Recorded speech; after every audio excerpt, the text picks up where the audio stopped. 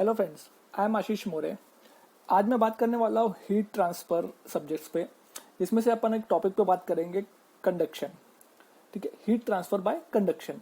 Okay, ये topic एक important है गेट और आईएएस प्रोस्पेक्टिव से। हम इसके बेसिक्स के बारे में समझेंगे और हम ये भी समझेंगे कि कंडक्शन फिनोमिना के कारण हीट ट्रांसफर एक्चुअल में कैसा होता है। सो काफ़ी स्टूडेंट्स को काफ़ी कन्फ्यूजन भी होता है एग्जाम पॉइंट ऑफ व्यू से, अगर इसका प्रॉपर लॉजिक क्लियर नहीं हो तो हम इसे स्टार्ट करते हैं। पहले देखो फ्रेंड्स, तुम्हें ये पता है हीट एंड वर्क ट्रांसफर क्या होता है? हमने थर्मोडायनामिक पॉइंट ऑफ व्यू से ये चीज पढ़ी है। देखो, हीट एंड वर्क एक ट्रांजिएंट फिनोमिनाज होते हैं। ट्रांजिएंट फिनोमिना का मतलब ये होता है ये स्पेस और टाइम के साथ चेंज करेंगे। दोनों के दोनों पाथ फंक्शन होते हैं। हमने थर्मोडायनामिक्स में ये अच्छे से समझा है। तो हम अभी पर्टिकुलर बात करने वाले हैं सिर्फ और सिर्फ हीट ट्रांसफर के ऊपर। हम पर्टिकुलर सिर्फ हीट ट्रांसफर पर बात करने वाले हैं अभी। ठीक है, सॉरी, हम हीट ट्रांसफर पर बात करने वाले हैं। तो ये एक ट्रांजिएंट फिनोमिना है और इसको हमने ट्रांजिएंट फिनोमिना इसलिए मेनली बोला जाता है क्योंकि ये टेम्परेचर डिफरेंस के कारण फ्लो करता है एक्चुअल में। तो देखो, मैंने यहाँ पे एक वॉल शो करी है तुम्हें, वॉल 1 और वॉल 2, जिसके अंदर तुम अगर देखोगे तो दोनों के दोनों जो टेम्परेचर है वो सेम नहीं है, वो अलग अलग है। मतलब आप ऐसा मान सकते हो कि T2 is greater than T1, so heat always flow from low temperature to high temperature. तो हीट का डायरेक्शन मैंने यहाँ पे दिखा रखा है, वो इस डायरेक्शन में फ्लो करेगी। तो इस तरह का हीट हमेशा फ्लो होता है। अगर ये दोनों वॉल एक कांस्टेंट टेम्परेचर पे होती तो हम ये नहीं बोल सकते थे कि हीट यहाँ पे फ्लो होगी, क्योंकि इससे टेम्परेचर डिफरेंस रिक्वायर्ड रहता है। Basic concept subject of heat transfer का यही है कि तुम्हें टेम्परेचर डिफरेंस चाहिए रहेगा इस पर्टिकुलर हीट ट्रांसफर को कैलकुलेट करने के लिए। ओके, तो हम हमेशा पढ़ते हैं थर्मोडायनामिक्स और हीट एंड मास ट्रांसफर, जिसमें पर्टिकुलर हम हीट ट्रांसफर की यहाँ पे बात कर रहे हैं। तो इन दोनों में बेसिकली डिफरेंस क्या होता है? देखो, मैंने यहाँ पे तुम्हें एक समझाई एक चीज। अगर तुम पर्टिकुलर थर्मोडायनामिक्स की बात करोगे तो ये डिटरमाइन करता है हीट ट्रांसफर जब टू बॉडीज इक्विलिब्रियम कंडीशन पे होती है। बट सिमिलरली अगर तुम हीट ट्रांसफर की बात करोगे तो ये साइंस से डिटरमाइन करता है heat transfer by virtue of इस टेम्परेचर डिफरेंस। जैसे कि मैंने बताया कि यहाँ पे टेम्परेचर डिफरेंस होना तुम्हारा काफी इंपॉर्टेंट है हीट ट्रांसफर के लिए। ओके, तो यहाँ पे तुम्हें बेसिक क्लियर हुआ ये एक हीट ट्रांसफर और थर्मोडायनामिक्स में क्या होता है। तो हम अभी बात करने वाले हैं सिर्फ हीट ट्रांसफर में, जिसमें हमारे जो भी ऑब्जेक्ट्स, जो भी कंपोनेंट्स हम यहाँ पे लेंगे वो with respect to different temperature रहेगा। तुम ये भी देखोगे कि कुछ आइसोथर्मल वॉल्स होती है तो उसमें टेम्परेचर बिल्कुल भी डिफरेंस नहीं आता है एट द सेंटर और at the edge of the wall. तो उसे भी एक कैलकुलेशन होता है, लम पैरामीटर एनालिसिस बोलते हैं, जिसमें हम आगे जाके इसमें बहुत बेसिक्स में पढ़ने वाले हैं। बट अभी हम पहले समझ ले कि हम जो पढ़ते हैं एक्चुअल में गेट और ईएस के लिए या किसी भी कॉम्पिटिटिव एग्जाम के लिए फ्रॉम मैकेनिकल इंजीनियरिंग प्रोस्पेक्टिव से सब्जेक्ट हीट ट्रांसफर को, तो उसके बेसिक फंडामेंटल्स क्या होते हैं, वो बेसिक्स अगर तुम क्लियर कर लोगे तो तुम्हें सब समझ में आएगा। हम आगे बढ़ते हैं।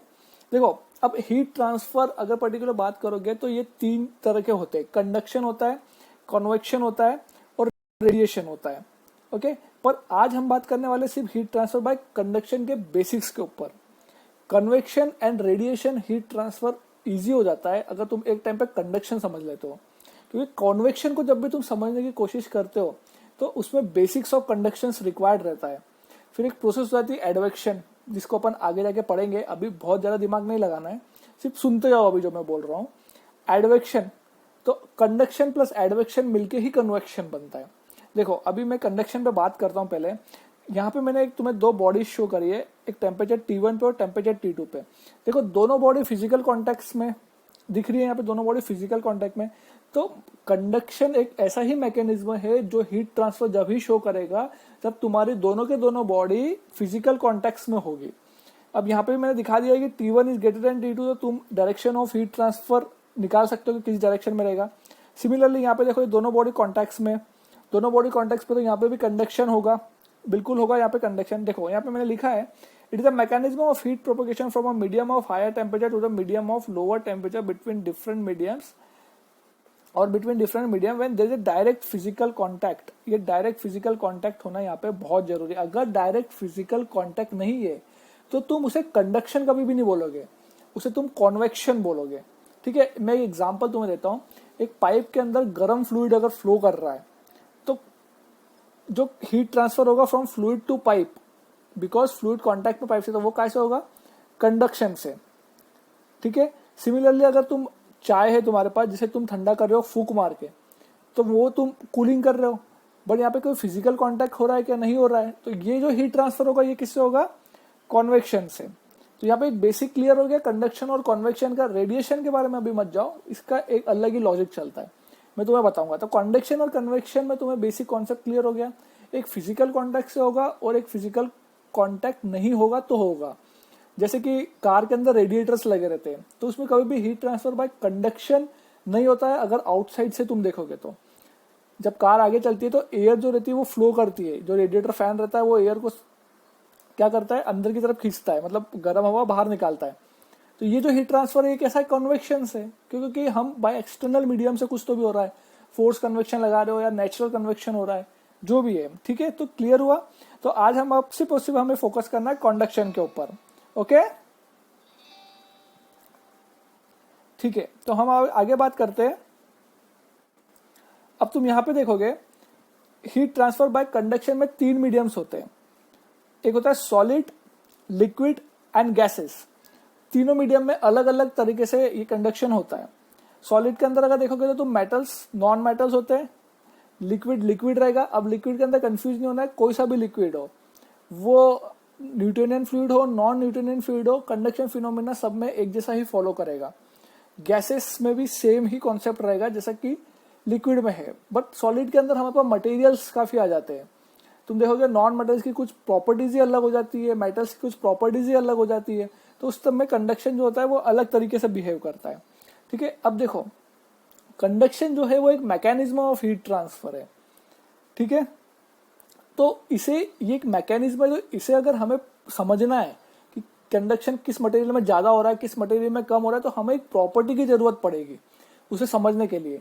तो हमने यहाँ पे एक प्रॉपर्टी को डिफाइन किया है, थर्मल कंडक्टिविटी, जिसे हम के से डिनोट करते हैं। ये प्रॉपर्टी डायरेक्टली दिखाती है हमें अबाउट द कंडक्शन के बारे में। So conduction is a mechanism of heat transfer. To analyze it we have to define a property, मतलब हमें अगर एनालाइज करना है इसे तो हमें एक प्रॉपर्टी को डिफाइन करना पड़ेगा, जिस प्रॉपर्टी जो हमें रेट ऑफ कंडक्शन के बारे में बताए, और वो कौन सी प्रॉपर्टी है, थर्मल कंडक्टिविटी, ठीक है। तो अब हम चालू करते हैं कि पहले सॉलिड में कैसे बिहेव करेगा, लिक्विड में कैसे बिहेव करेगा और गैसेस में कैसे बिहेव करेगा। चलो फ्रेंड्स, तो इसे स्टार्ट करते हैं। थोड़ा लॉजिक से समझना इस चीज को, बहुत अच्छे से क्लियर हो जाएगा। तो heat transfer by conduction in solid में पहले बात करते हैं। देखो अगर सॉलिड में तुम देखोगे तो तुम्हारे पास मेटल्स और नॉन मेटल्स होते हैं, बट पर्टिकुलर सिर्फ एक सॉलिड लो अभी, तो उसके अंदर बॉन्ड्स बने हुए रहते हैं कुछ, ये हमें बहुत अच्छे से क्लियर है। तो उसे हम बोलते हैं लेटाइसिस। जो अंदर सॉलिड के अंदर कुछ बॉन्ड्स बने हुए तो उसे लेटाइसिस बोलते हैं। क्या होता है, जब भी हम सॉलिड को हीट करते हैं तो उस लेटाइसिस के अंदर वाइब्रेशन होता है, वो अपनी पोजीशंस पे हिलते हैं, वाइब्रेट करते हैं, और एक लेटाइसिस वाइब्रेट करके अपनी एनर्जी दूसरे लेटाइस पे ट्रांसफर करता है, और ये प्रोसेस चलती रहती है। तो इस लेटाइस वाइब्रेशन के कारण एक होता है हीट ट्रांसफर। समझ में आ रहा है, इस तरह से एक हीट ट्रांसफर होगा।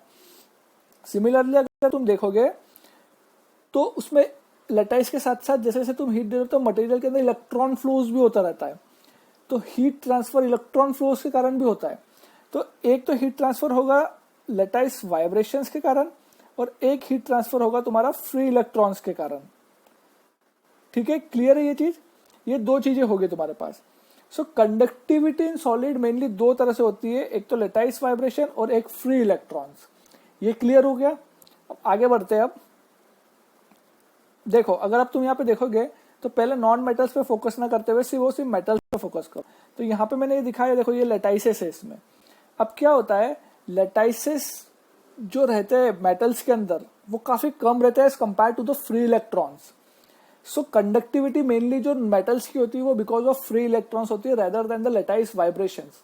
लेटाइस वाइब्रेशंस इसमें होगा, बट एक्चुअल में फ्री इलेक्ट्रॉन का मूवमेंट बहुत तेजी से होगा rather than the lattice vibration. तो कंडक्टिविटी किसके कारण ज्यादा होगी, यहाँ पर अगर देखो तो फ्री इलेक्ट्रॉन के कारण। सो हमेशा मेटल्स में याद रखना, दिमाग में डाल लेना इस बात को, फ्री इलेक्ट्रॉन के कारण कंडक्टिविटी ज्यादा होती है as compare to the lattice vibration in metals में बात कर रहा हूँ। सो देखो अगर तुम टेम्परेचर बढ़ाओगे तो लेटाइस वाइब्रेशन क्या होगा, बढ़ेगा, जैसे हमने बात करी। सो ड्यू टू दिस अगर वाइब्रेशन बढ़ रहा है, बहुत ज्यादा बढ़ेगा वाइब्रेशन, तो इलेक्ट्रॉन का मूवमेंट जो हो रहा है बीच बीच में, ये जो मैंने दिखाया है यहाँ पे, ये क्या होता रहेगा, कम होता रहेगा। इलेक्ट्रॉन का मूवमेंट जो होगा तुम्हारा यहाँ पे कम होगा, क्योंकि लेटाइस वाइब्रेशन ज्यादा होता रहेगा तो इलेक्ट्रॉन्स को जगह नहीं मिलेगी जाने के लिए। सो इस वजह से अल्टीमेटली अगर इलेक्ट्रॉन मूवमेंट जो कि मेन है मेटल्स के अंदर हीट ट्रांसफर के लिए, वो कम हो रहा है, तो कंडक्टिविटी मेनली अल्टीमेटली क्या हो जाएगी तुम्हारी, कम हो जाएगी यहाँ पर। बट अब देखो यहाँ पे कॉन्सेप्ट आता है नॉन मेटल्स के बारे में।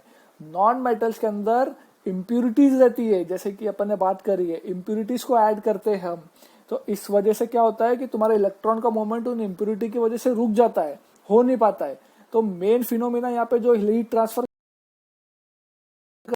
करेगा बिकॉज ऑफ लेटाइस वाइब्रेशन। तो यहाँ पे इलेक्ट्रॉन का मूवमेंट कम होता है, बट लेटाइस वाइब्रेशन का मूवमेंट काफी ज्यादा होता है। तो कंडक्टिविटी मेनली जो होती है नॉन मेटल्स की, वो बिकॉज ऑफ लेटाइस वाइब्रेशंस के कारण होती है। सिमिलरली जब यहाँ पे तुम टेम्परेचर बढ़ाओगे तो क्या होगा, तुम्हारा लेटाइस वाइब्रेशंस क्या होगा, बढ़ेगा।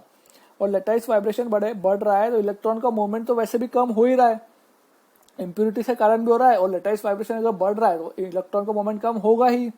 तो अल्टीमेटली इसका क्या होता है, because of the lattice vibration बढ़ने के कारण के बढ़ता है। ये क्वेश्चंस गेट और ईएससी में बहुत बार पूछे जाते हैं कि क्या होता है अगर टेम्परेचर बढ़ा दिया जाए मेटल का, कंडक्टिविटी पे क्या फर्क पड़ेगा। सिमिलरली अगर बात करोगे तो नॉन मेटल्स पे कंडक्टिविटी पे क्या फर्क पड़ेगा। ओके, तो कंडक्टिविटी मेटल्स की टेम्परेचर बढ़ाने पे कम होती है और नॉन मेटल्स की कंडक्टिविटी टेम्परेचर बढ़ाने पे बढ़ती है। क्लियर हुआ ये कॉन्सेप्ट यहाँ पे एक मेटल्स और नॉन मेटल्स का। ठीक है, अब देखो इसमें कुछ है ना एक्सेप्शंस भी आ जाते हैं, हर एक चीज में एक्सेप्शंस रहता है, उस एक्सेप्शंस को हमें समझना भी यहाँ पर काफी जरूरी है। अब अगर तुम यहाँ पे इंपॉर्टेंट पॉइंट्स मैंने लिखे, पहले इसे पढ़ लेते हैं अपन। When the two walls are at the same temperature there is no heat transfer take place, such wall are known as isothermal walls. ये जैसे मैंने तुम्हें बताया, conductivity of metals are more as compare to non metals. ये भी मैंने बता दिया क्योंकि इलेक्ट्रॉन का मूवमेंट ज्यादा रहता है, इलेक्ट्रॉन के मूवमेंट के कारण कंडक्टिविटी हमेशा ज्यादा रहेगी कंपेयर टू नॉन मेटल्स के कारण। Non metals are use as an insulator due to very low conductivity. So mainly हम नॉन मेटल्स को एज ए इंसुलेटर भी यूज कर लेते हैं बिकॉज इसकी कंडक्टिविटी काफी कम होती है as compare to the non metal. ठीक है, अब देखो मेटल्स के अंदर कुछ एक्सेप्शंस रहते हैं, एल्यूमिनियम और यूरेनियम। जैसे मैंने तुम्हें बताया है कि कंडक्टिविटी ऑफ मेटल्स की हमेशा ज्यादा रहेगी जब भी तुम टेम्परेचर दोगे, तो एल्यूमिनियम और यूरेनियम ये मेनली लॉ को फॉलो नहीं करते हैं। अगर कंडक्टिविटी ऑफ एल्यूमिनियम तुम देखोगे तो उसका एक कर्व चलता है, इस कर्व के ऊपर डिपेंड करती है, पहले इंक्रीज करेगी फिर कुछ टाइम के लिए कांस्टेंट रहेगी और फिर जैसे जैसे टेम्परेचर बढ़ाओगे तो वैसे वैसे इसकी कंडक्टिविटी और डिक्रीज होती जाएगी। 130 डिग्री से 370 डिग्री के बीच में इसकी जो रेंज रहती है, ये मेनली वाइड रेंज शो करता है इसी रेंज के अंदर। देखो ये हमें याद रखना है सिर्फ, ये डायरेक्ट क्वेश्चन आ जाते हैं ऑब्जेक्टिव्स में। So outer most items of the, अब तुम अगर यूरेनियम की बात करोगे तो outer most item of the uranium में कोवेलेंट बॉन्ड रहता है, तो इसकी कंडक्टिविटी हमेशा बढ़ती है टेम्परेचर के बढ़ाने के ऊपर। क्लियर हुआ ये कॉन्सेप्ट। एक और आगे बढ़ते हैं हम, अब लिक्विड्स की बात करते हैं। देखो लिक्विड्स मैंने तुम्हें बताया कि न्यूट्रिनियन और नॉन न्यूट्रिनियन फ्लूइड के बारे में अभी मत सोचो, सिर्फ लिक्विड्स को लिक्विड्स की तरह लो। और हमें पता है कि लिक्विड के अंदर मॉलिक्यूलर मोमेंटम ट्रांसफर सबसे ज्यादा होता है। मतलब लिक्विड्स क्या होता है, जैसे कि अगर तुम लिक्विड को किसी सरफेस के ऊपर डाल दोगे तो वो अपने मॉलिक्यूलर मूवमेंट के कारण आगे बढ़ता रहता है। जितना विस्कोसिटी रहेगी उतना मूवमेंट क्या रहेगा, कम रहेगा। रेजिस्टेंस ज्यादा रहता है तो मूवमेंट कम रहता है। तो यहाँ पे जो हीट ट्रांसफर भी होगा वो बिकॉज ऑफ द किसके कारण होगा, मॉलिक्यूलर मोमेंटम ट्रांसफर के कारण। अब बहुत बेसिक कॉन्सेप्ट है, टेम्परेचर बढ़ा दो लिक्विड का, मॉलिक्यूलर मोमेंटम ट्रांसफर क्या होता है, क्या होगा, टेम्परेचर बढ़ाने पे मॉलिक्यूलर मोमेंटम ट्रांसफर कम होगा। क्यों कम होगा, क्योंकि विस्कोसिटी क्या हो जाती है, टेम्परेचर बढ़ाने पे कम हो जाती है। कम कैसे हो जाती है, तुम्हें पता है कि लिक्विड ऑपरेशन करने लग जाता है जल्दी जल्दी। तो अल्टीमेटली जैसे मॉलिक्यूलर मोमेंटम ट्रांसफर अगर कम हो रहा है तो कंडक्टिविटी क्या होगी, कम ही होगी। तो हमें बेसिकली सिर्फ एक ही चीज का याद रखना है, हमें इस कॉन्सेप्ट को हमेशा याद रखना है। गेट में ईएससी में क्वेश्चन आता है, टाइम नहीं मिलता है हमें सोचने के लिए, बस पता होना चाहिए, बस मॉलिक्यूलर मोमेंटम ट्रांसफर पता होना चाहिए, टिक करो आगे बढ़ो। छोटी छोटी चीजों में हमें ज्यादा सोचना नहीं रहता है वहां पे, क्योंकि बड़े बड़े क्वेश्चंस पहले हमारा बहुत टाइम कंज्यूम कर लेते हैं। तो ये बहुत बेसिक फंडामेंटल है, इस नाम को याद रखना है और टेम्परेचर बढ़ाने पे विस्कोसिटी को क्या फर्क पड़ता है ये याद रखना है। ठीक है, आगे बढ़ते हैं। गैसेस में अगर बात करोगे मॉलिक्यूलर कोहेशन फोर्स होता है। जैसे जैसे गैसेस को हीट करते हो तुम तो मॉलिक्यूलर जो कोहेशन होता है, मॉलिक्यूलर कोहेशन वो क्या होता है, वो अपने पास में आता रहता है। काफी कंप्रेस करते हो गैस को, गैस गर्म थोड़ी बहुत हीटअप हो जाती है, क्या हो जाता है, वॉल्यूम काफी कम वॉल्यूम में भी काफी गैस आ जाती है, इस वजह से कोहेशन क्या हो गया, काफी पास पास में मॉलिक्यूल्स आ गए। बट मेनली अगर बेसिक कॉन्सेप्ट में अगर देखोगे तो गैस मॉलिक्यूल जो रहते हैं वो ये जो इंटरमोलिकुलर डिस्टेंस होता है वो काफ़ी ज़्यादा होता है। सो टेम्परेचर बढ़ाने के ऊपर मॉलिक्यूलर एक दूसरे से बहुत तेज़ी से टकराने लग जाते हैं। हम देखते हैं यहाँ पे, हम कॉम्प्रेसर में हमेशा देखते हैं, हम बाहर की गैस को सक करते हैं और एक कंटेनर के अंदर फिल करते हैं, तो हमें पता है कि वॉल्यूम कितना ज़्यादा आ जाता है उस गैस का कंपेयर टू कि अगर वॉल्यूम जो बाहर एटमॉस्फेयर में गैस है, तो मॉलिक्यूलर कोहेशन यहाँ पे कितना बढ़ता रहता है काफ़ी। तो टेम्परेचर अगर बढ़ाओगे तो मॉलिक्यूलर कोहेशन क्या होगा, बढ़ेगा काफ़ी, और अल्टीमेटली ये के को तो बढ़ाएगा ही। यहाँ से तो समझ में आ रहा है हमें क्यों, बेसिकली क्योंकि लिक्विड में गैसेस में मॉलिक्यूलर कोहेशन के कारण ही कंडक्टिविटी डिपेंड करती है। क्लियर हुआ या फंडामेंटल्स? 3 फंडामेंटल्स है सिंपल से, एक है सॉलिड का, एक है लिक्विड का, एक है गैसेस का। ये याद रखना है सिंपल सा कि सॉलिड में जो कंडक्टिविटी होती है वो मेनली किसके कारण होती है, lattice vibration and free electron. Liquid में जो कंडक्टिविटी होती है वो किसके कारण होती है, मॉलिक्यूलर मोमेंटम ट्रांसफर। गैसेस के अंदर जो कंडक्टिविटी होती है वो किसी मॉलिक्यूलर कोहेशन फोर्स। तीनों को कैसे फर्क करो, प्रैक्टिकली रिलेट करो और आंसर्स ढूंढो, फटाफट टिक करो। तो सिंपल बेसिक कॉन्सेप्ट ये होता है कंडक्शन का। इसमें और लॉजिक्स आएंगे आगे जाके। अभी मैंने तुम्हें बहुत एक बेसिक बताया है। अगर तुम्हें ये वीडियो अच्छा लगता है तो मुझे कमेंट करो, मैं इसके आगे के वीडियोस बना के तुम्हें क्लियर करता हूँ कि what is actually the conduction mean when we go through a mathematical calculation. अभी हमने इसको बेसिक समझा है। So do like and share my video. Thank you.